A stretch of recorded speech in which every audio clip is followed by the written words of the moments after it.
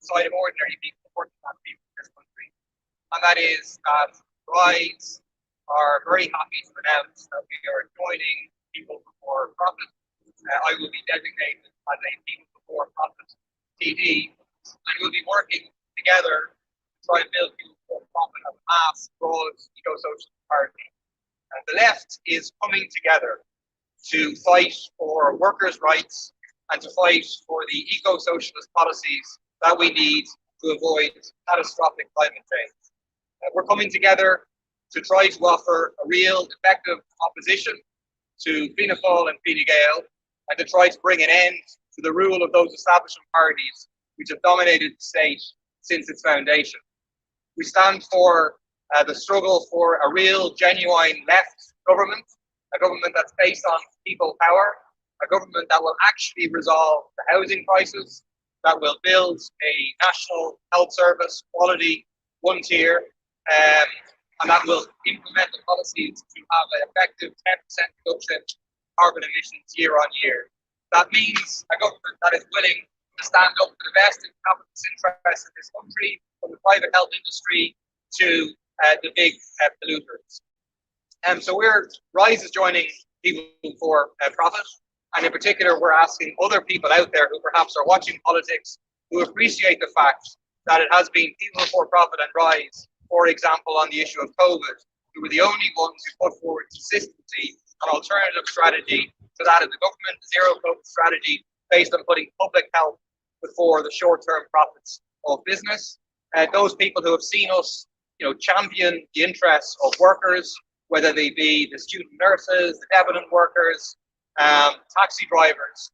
We're appealing to all those people to join with us in People Before Profit to help build as large and effective a party as possible to represent the needs of ordinary people.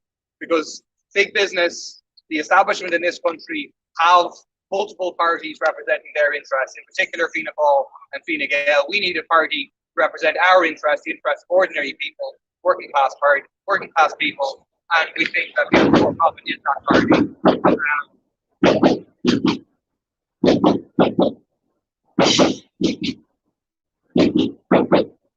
In particular, we would encourage people to come along. We're having a major online rally on Thursday night at 7:30 under the slogan of Rise with PBP, Unite to fight for workers and eco-socialism. That's 7:30 on Thursday night, where we think hopefully thousands of people will come to our online rally, where we'll set out more of our priorities and plans. On behalf of all of our People Before Profit TDs, I really want to welcome this move. I think it's very good news for the working class. It's very good news for genuine left fighters who want to see unity on the left, not disunity, but also want to see a left road that represents the interests of workers and fights for the agenda of socialism, which is a big part of what rights goes with Rise, is that struggle to see workers' rights achieved, women's rights achieved, and the struggle against climate change to improve the environment and to really fight for genuine issues around climate change. So we think that the last election was a real sign that people want to see change in this country, to break the cycle of feed. But instead, we got them both together in the one government. And I think that has definitely that people feel very frustrated, very fearful, and they need voice. And we think that voice is best represented by this combination of really light Paul and the Rise joint. So, as Paul has said, we will encourage everybody out there who wants to fight back, who wants to see a society that fights for equality for workers, for women, for LGBT people, for migrants, to end the housing crisis and to fight the climate chaos that we see witnessing around us. Because we could, head into an economic crisis, this is going to be really important that that voice is well represented.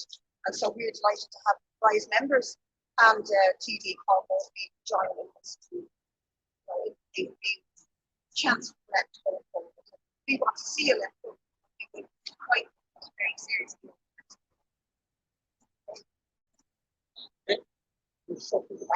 That's it.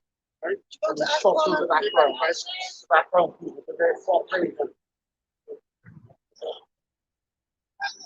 Okay, everybody wants to ask me the question they can. So, what?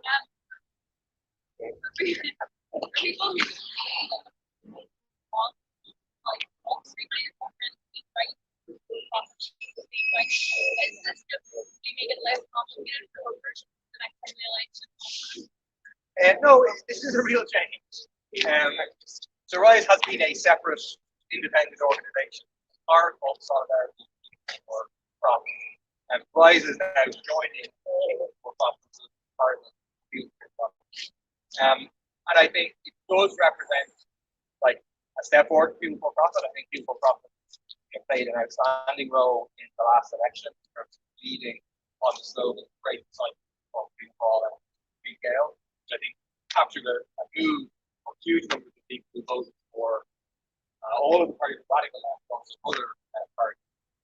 But I think hopefully Rise joining Youth for Profit, is a step forward for Youth for Profit in terms of becoming a broad eco-social party that we need, and hopefully, those people who kind of broadly agree with what Youth for Profit stands for will feel comfortable with Well, there was a report yesterday that this is your the Socialist Party, then there was a rebranding down to Serve Alliance, then to Solidarity, then to Rise, and then to People for Profit. Were any of those based on actual real changes and shifts in your political position, or was it more a response to issues that are rising in the Irish life at the time, like water charges and stuff like that? And will People Before Profit be your forever home? When Rise was launched, if you go back and look at the launch of Rise, you'll see that we placed emphasis really on two things in particular. One was the need for the left to take the issue of the environment, climate change, biodiversity very seriously, and to bring that to the center of our socialist analysis. And so we proudly described ourselves as eco-socialists. We put forward proposals for an eco-socialist Green New Deal, for example, free public transport, 4-day week without loss of pay. So we centered that.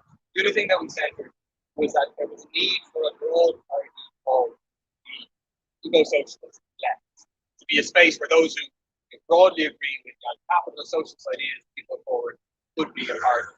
So from the very moment that Biden was founded, we were looking to see, okay, how can the struggle forward, class representation, be brought forward? Very quickly, we were engaged in discussions that were serious discussions over a long period of time with People for Profit to see if People for Profit was that vehicle. And through a combination of those discussions, but also the actual experience that we've had working very closely together over the past year, for example, on zero COVID, where it was People for Profit and Rise who led on that. We're convinced that People for Profit is that party. It has a lively, internal, democratic life. It has a real commitment to people power as the way it can change, as opposed to just electing people, and it has clear eco-social principles. So, we think People for Profit is the party that people should join.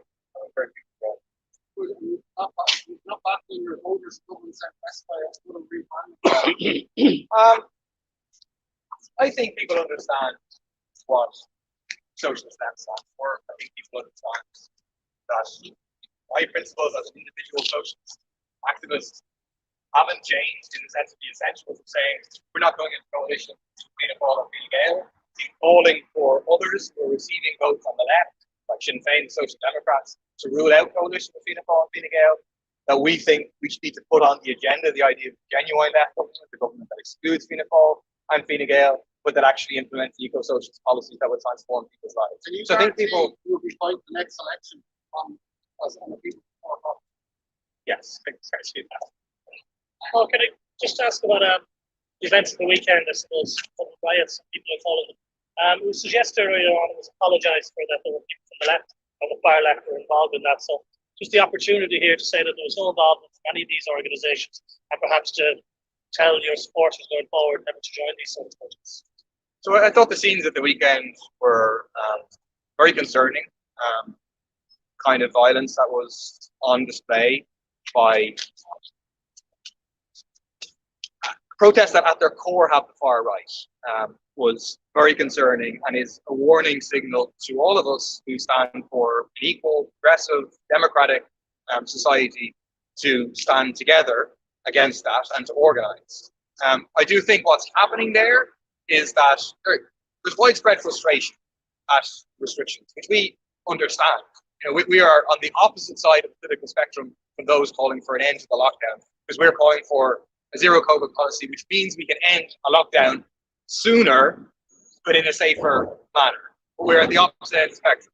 But what is happening is that the far right are tapping into real frustrations which exist, which arise from the government's lack of strategy, lack of giving people hope, and they're able to tap into that.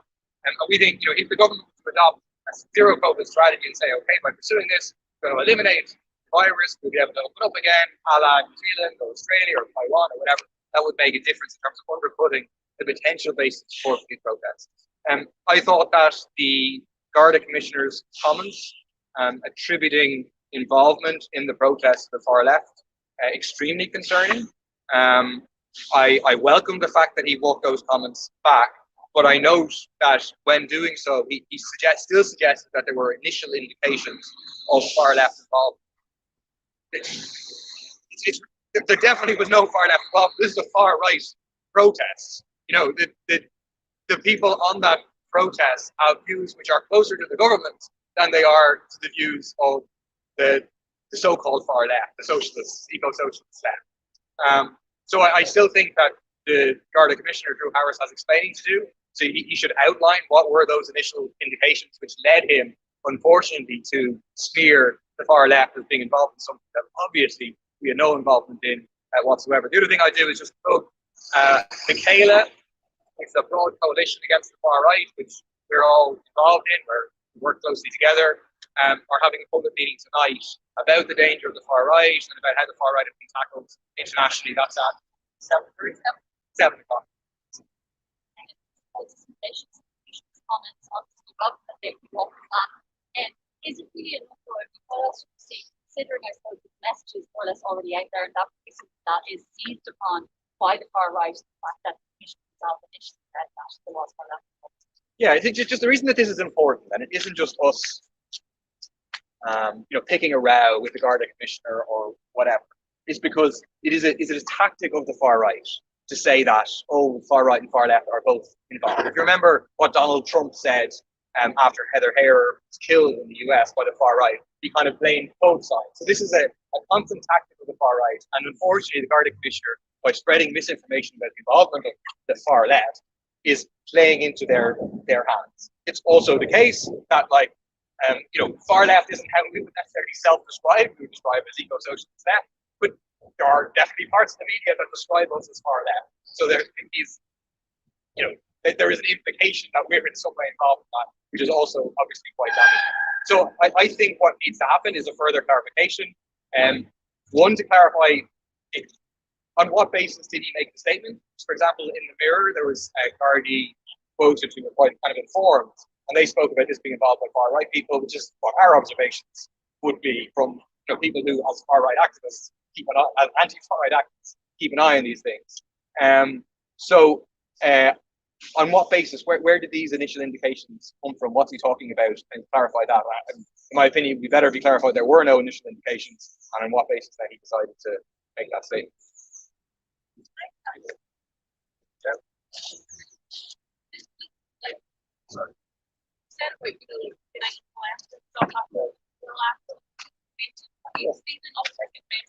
Yeah, we've actually seen a pretty dramatic growth in membership, with about 50 to 100 people joining every single month for pretty much the last year. We're up to about 3,000 or more members.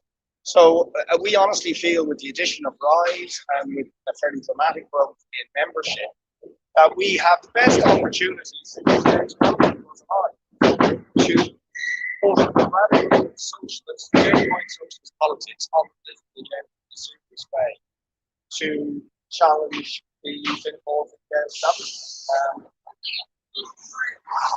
Very significant numbers of young people, but also a lot of workers.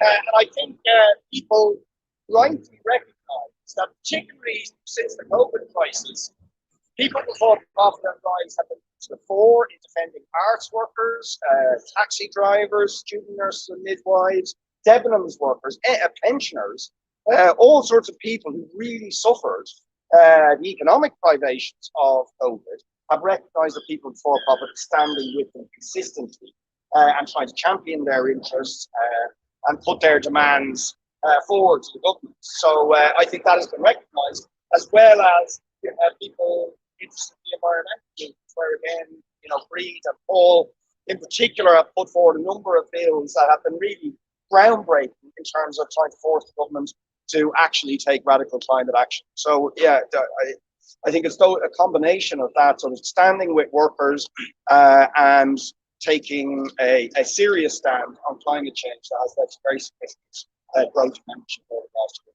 I ask this is your reaction to the Bank of Ireland's closures news today, and would you like to see central bank governments taking action on that? Do you understand that it's a consequence of a new trend? Yeah, I think it's very worrying. And I mean, one of the policies that marks people before profit out, and we said this, we've always said it, we said it particularly after the financial crash of 2008, and I think it's underlined by the sort of closures we're seeing now with us Bank of Ireland, is we actually need the banking system taken into public ownership.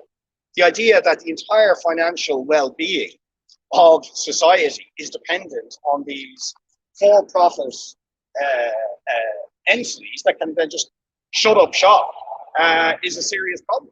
And we think the answer to that problem is actually to bring the banking system into public ownership, to both safeguard jobs and to provide the financial services that people need in communities across the country. Richard, are you expecting this government to last a full term, or do you reckon that maybe in a post-pandemic world we might see an election? I certainly think that the hardships and privations that people have endured as part of trying to combat COVID-19, people are going to expect payback. They are not going to put up, after the sacrifices they've made during COVID, with a dysfunctional health service, with a lack of affordable and public housing, with jobs that are insecure, with difficulties in accessing higher education because of fees and student poverty. I think people are just not going to accept those things on the other side of COVID. So I do think we're in a sort of existential political moment. And I think that is going to put intense pressure on Fianna Fáil and Fine Gael for demands for a decent all-Ireland single-tier health service, for affordable housing as a matter of right, for decent jobs, and a future for young people. And I don't think they will be able to meet that challenge. And so I think that they'll be on a collision course with huge numbers of working people and young people who are demanding change. Do you have targets yet in terms of candidates you would expect to run in the next election and how many seats? Well, we've really expanded. I mean, the great thing in the last year or two is that we've now got branches in nearly, I think, every county, and particularly in rural Ireland, where, to be honest, the left didn't have a significant footprint before. We're an all-Ireland party, one of the few all-Ireland parties with representation north and south. So we would fully expect that we would stand candidates in every single constituency and make a very serious challenge right across the country. Richard, is there any prospect of a merger with Solidarity and Mick Barry was talking about the weekend about his difficulties on people before profit's position on a border poll? Is that something that you want to take a few of these questions, please? Sure, yeah, I just feel like talking about this. Yeah, a little bit. Anybody else want to? Don't ask me. Sorry. Yeah, what's that possible merger with Solidarity and Mick Barry said that the differences on a border poll? Yeah, well, I mean, we've worked very well with Solidarity as well. That relationship has worked. Maybe some people would have predicted it wouldn't when we established Solidarity for profit. So we're very much for advancing the cause of less humans. I think it is obviously quite an important issue, the question of a border poll, because we do think the ending of partition is on the political agenda after COVID and after Brexit in a way that it has not been before, and we have a genuine principle difference with them. But I think that won't stop us cooperating with a whole range of things, and I think we share with them a view that the future for Ireland is based on uniting working class people, Catholic and Protestant, North and South. So I think that there's a lot of common ground, but they do differ with us on the question of border poll. But we think border poll, ending partition, uniting people for a different type of Ireland, North and South, is seriously on the agenda, and that is going to be a central part of for-profits campaigning objectives and priorities over the next It sounds like it's not going to happen. I think there would have to be probably a significant shift on this issue, because it's not a minor issue, and it's going to come very much to the fore in the next number of years. So, but we do want to look for every opportunity to work with other forces on the left, even where there are differences. And the Kayla initiative, for example, the anti-far right, the anti-fascist initiative that we helped instigate, we reached out immediately to Sinn Féin, to the Social Democrats, to Solidarity, and all sorts of forces in civil society, even where we have differences with them. So it's very much part of People Before Profit's approach, is to work with others whenever possible to create the broadest united front for progressive change. But if you're asking me honestly, are there differences between us on important issues? Well, the North is a pretty important issue. The question of border poll and ending partition, is not a small thing. So, Richard, going into another election, whenever it happens, the united front, you're saying, with the left would be better if it's larger, more forces together. So you're accepting the scope for mergers. So looking further down the line, would you ever see a day perhaps where left parties closer to the centre, if we can put it that way, Social Democrats and Labour, would invite you into their teams? Well, I think we want to see a left government. We want to break the cycle of Fianna Fáil and Fine Gael, and I think we have led on that. I mean, before we put that slogan out in the last general election, the narrative of the election was who's going to prop up Fianna Fáil and Fine Gael. That was the narrative.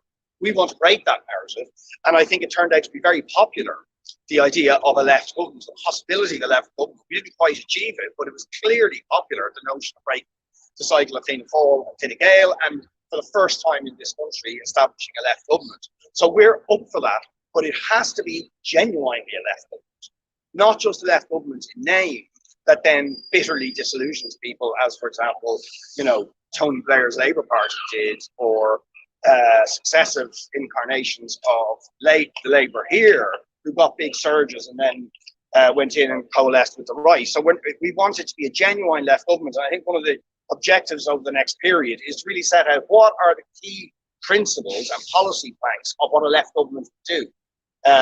It would have to make affordable housing right. It would have to have a genuine All-Ireland National Health Service. It would have to separate church and state, particularly after the horrors of mother and baby homes and industrial schools. So there have to be key principles that mark out what a left government is. We want to try and push the envelope on that. And then the question is up to the others on the left. Are they up for that? Are they up for that project? Or do they lack ambition and sort of principle, where they'll just go in with anybody who can get into a ministry? You mentioned Tony Blair's Labour there, which was very successful. You suggesting that Alan Kelly's Labour is like Tony Blair Labour? Well, Alan Kelly was part of the notorious Fine Gael Labour coalition government that implemented the most savage austerity we've pretty much witnessed in this country for decades.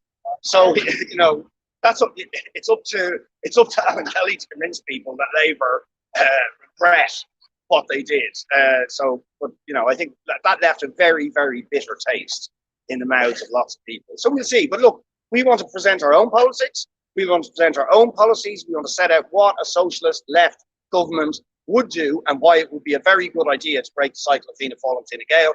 And let's see where the chips fall with other parties.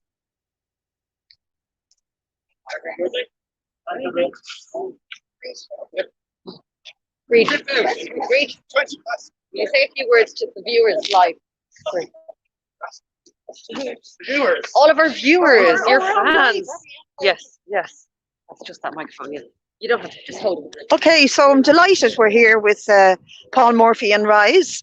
It's a great step forward for People Before Profit, and I think for Rise also. They've got some wonderful members and branches. It will now grow throughout the country.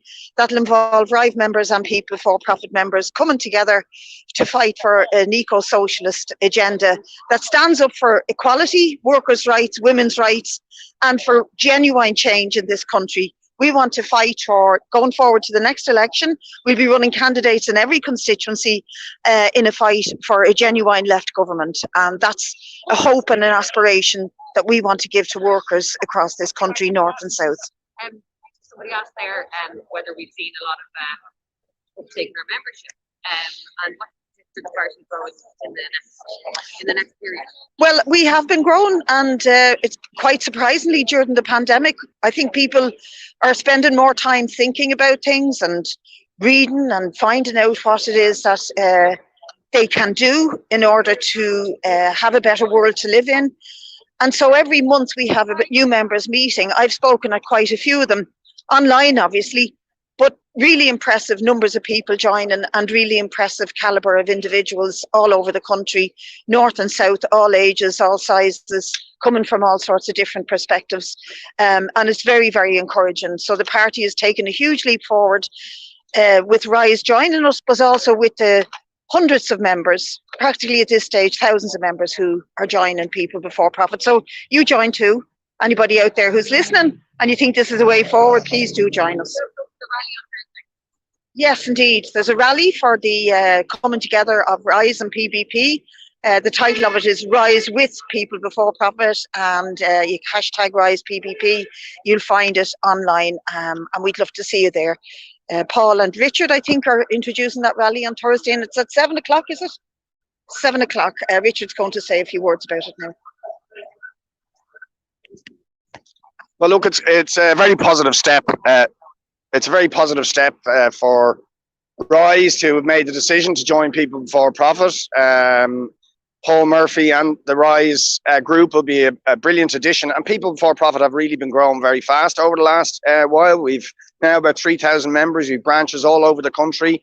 I think we have been very much to the fore in standing up for workers during this COVID crisis, whether it was the taxi drivers, the arts workers, Debenhams workers, the student nurses and midwives, pensioners, and of course we're fighting for radical climate action as well, because that's another big, major, global, urgent crisis that has to be addressed. So I think it's a very exciting time, and we're here beside James Connolly's statue because really he is I think it is the best opportunity since James Connolly was alive and fighting for radical change in this country for the left, the socialist left, to actually seriously make an impact and challenge a political establishment that have dominated this country for 100 years and have let working people down and have done so consistently.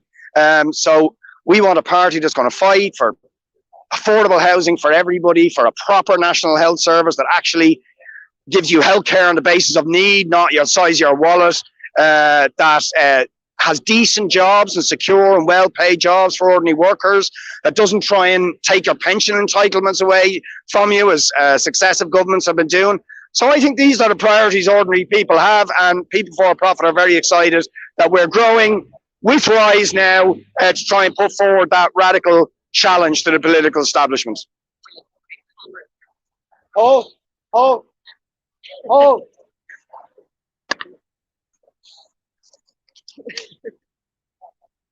Sorry. Hello, Internet. That's why you decided to join People Before Profit.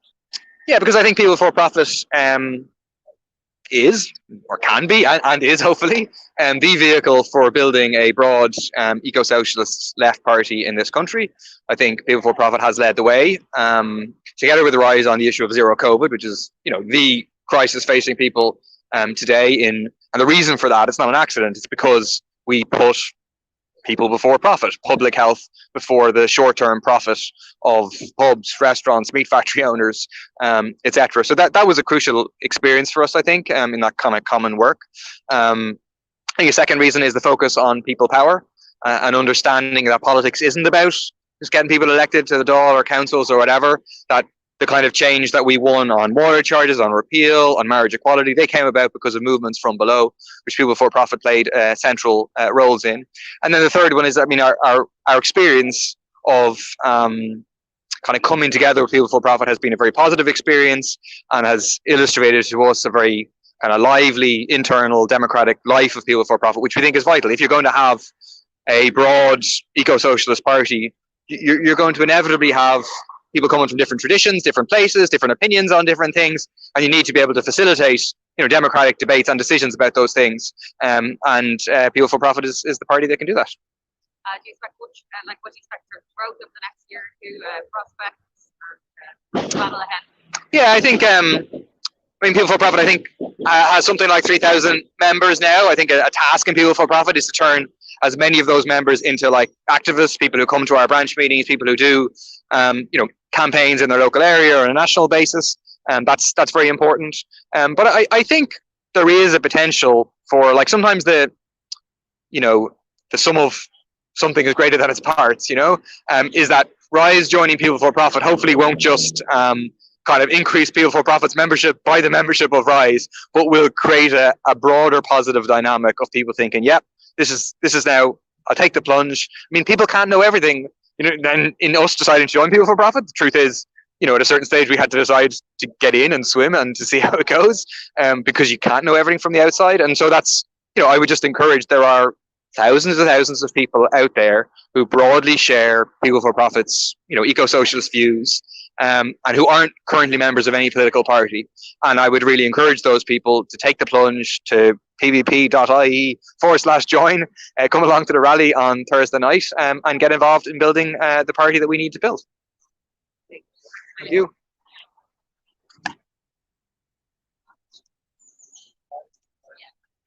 So joining People Before Profit. We want to build a challenge to the political establishment and lead the fight for an equal society and an eco-socialist Ireland.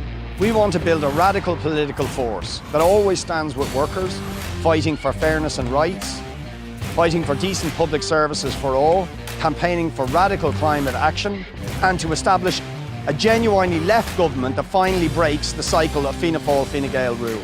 We will continue our campaign for a zero COVID strategy to get beyond the terrible cycle of surge and lockdown, and go on to build an All-Ireland single-tier national health service by taking private hospitals into public ownership. We want to achieve zero carbon emissions by 2030 and an urgent halt to biodiversity loss. We can get there with free, green and frequent public transport and a massive investment in a green jobs program to provide renewable energy, retrofitting, afforestation and high-quality, low-carbon public services like childcare, healthcare and education. We need to keep fossil fuels in the ground and to nationalise the big polluters and agribusiness so that we can plan a genuine just transition for all workers and all farmers. Separate church and state, end direct provision, oppose racism and all kinds of discrimination, stand up against the rise of the far right. We will continue to lead the fight for workers' rights, including introducing a €15 minimum wage, putting the pension age back to 65, enhanced job security, redundancy rights and trade union recognition. We want to tackle the housing crisis. We need state investment in a mass programme of home building for public and genuinely affordable homes to be built on public land for people on a broad range of incomes. All of us in Rise are excited to be joining People Before Profit to build the left challenge to the rule of Fianna Fáil and Fine Gael and the capitalist system. It's clear that people voted for change at the last election, and the disastrous policies carried out by the government since then only underscores the need for the socialist left to come together to kick them out.